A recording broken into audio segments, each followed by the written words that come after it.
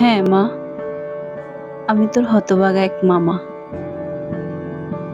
আমার মা কি এখনো বেঁচে আছে মামা? আমার মায়ের কাছে লইয়া যাও না মামা। তোর মায়ের অবস্থা বেশি ভালো না রে মা। অপরিচিত কাউকে দেখলে অনেক উত্তেজিত হয়ে পড়ে, যার কারণে পূর্বের থেকে আরো বেশি অসুস্থ হয়ে পড়ে। আমার মা কি আর ভালো হইব না মামা? আমি কি আমার মারে মা বলে ডাক দিতে পারবো না? মা কি একটা বারের লাইগা আমারে নিজের বুকে টাইনা লইবে না মামা? পারবি মা, পারবি। বাইরের দেশ থেকে অনেক বড় ডাক্তার এসে তোর মায়ের চিকিৎসা করছে। একটু সুস্থ হলে তোকে তোর মায়ের কাছে নিয়ে যাব। এখন আর কান্না করিস না মা, চোখের পানি মুছে নে, সবাই দেখছে তো। সিজদা রাশেদ চৌধুরীর বুক থেকে সরে এসে চোখের পানি মুছে নেয়। কিছু সময় কান্না করার জন্য চোখ মুখ নাক লাল হয়ে গেছে। হালিমা বেগম সিজদার হাত ধরে বসিয়ে দেয়। গয়নার বাক্স বের করে সিজদার গলায় মোটা স্বর্ণের হার, কানের দুল, হাতে বালা পরিয়ে সিজদার কপালে চুমু দিয়ে বলল, জীবনে অনেক সুখী হও। স্বামী সন্তান সংসার নিয়ে সারা জীবন সুখে শান্তিতে থাকো, এই কামনা করি। দূর থেকে এমন দৃশ্য দেখে রাগে ফুঁসছে ঐশ্বর্য। সে নিজের রাগ কন্ট্রোল করতে না পেরে নিজের রুমে এসে জিনিসপত্র ভাঙচুর করে বলল, এত বড় বড় দামি দামি গহনা, উফ, আমি আর সহ করতে পারছি না। যেখানে আমার থাকার কথা ছিল সেখানে আমার বাড়ির কাজের মেয়ে এত বড় বাড়ির বউ হয়ে যাবে? না না, এটা আমি মেনে নিতে পারছি না। সার্জিস আমার, শুধুই আমার। আমি এই বিয়েটা হতে দিব না, কিছুতেই না। সার্জিস সবেমাত্র হসপিটাল থেকে বেরিয়ে গাড়ির কাছে এসেছে। এমন সময় তার ফোন বেজে ওঠে। ফোনের স্ক্রিনে বিউটিফুল লেডি নামটা জ্বলজ্বল করতে দেখে মুখে হাসি ফুটে ওঠে তার। সার্জিস তৎক্ষণাৎ কল রিসিভ করে সালাম দিয়ে বলল, হ্যালো মাই বিউটিফুল লেডি, তুমি কোথায় আছো দাদুভাই? আমি সবেমাত্র হসপিটাল থেকে বের হয়েছি।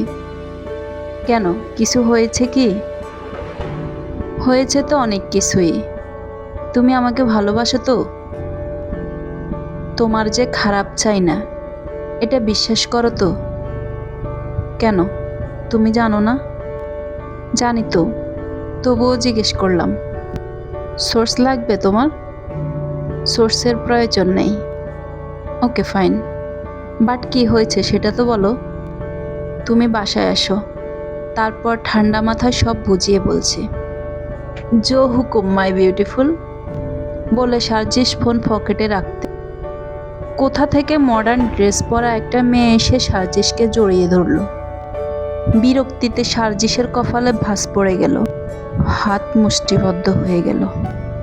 সার্জিস তড়িৎ গতিতে মেয়েটাকে নিজের থেকে ছাড়িয়ে নিয়ে বলল, তোকে কতবার বলছি তাথই, হুটহাট আমাকে হাক করবে না।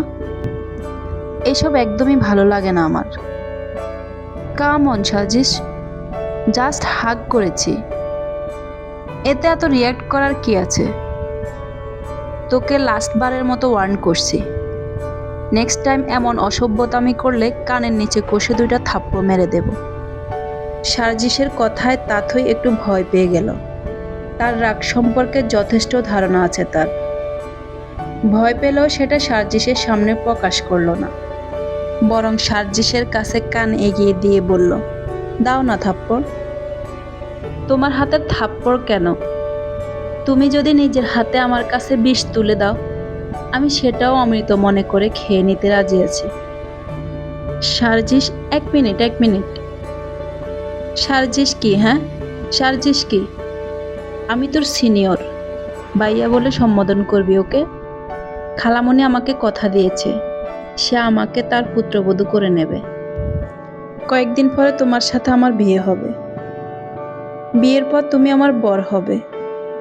বরকে কেউ ভাইয়া বলে সম্বোধন করে নাকি? Of on this nonsense, please try to understand. বিরক্ত লাগছে আমার। চলো না কোনো কফি শপে যাই, সেখানে গেলে দেখবে সব বিরক্তি কেটে যাবে, ভালো লাগবে তোমার। এই বলে তাথই সার্জিসের হাত ধরতেই সার্জিস এক জটকায় হাত সরিয়ে নিয়ে বলল, কফি শপে যাওয়ার কোনো ইচ্ছে নেই আমার। তোর যাওয়ার ইচ্ছে হলে তুই যা না। আমাকে কেন বিরক্ত করছিস? তোমার ভালোর জন্যই তো বলছিলাম। আমার ভালো নিয়ে তোকে এত ভাবতে হবে না তাথই। দাদু কল করেছিল, আমাকে তাড়াতাড়ি বাসায় ফিরতে হবে। বাই। আমিও যাব। বাকিটা আগামী পর্বে দেওয়া হবে। লাইক কমেন্ট শেয়ার করে পাশে থাকবেন। আল্লাহ হাফেজ।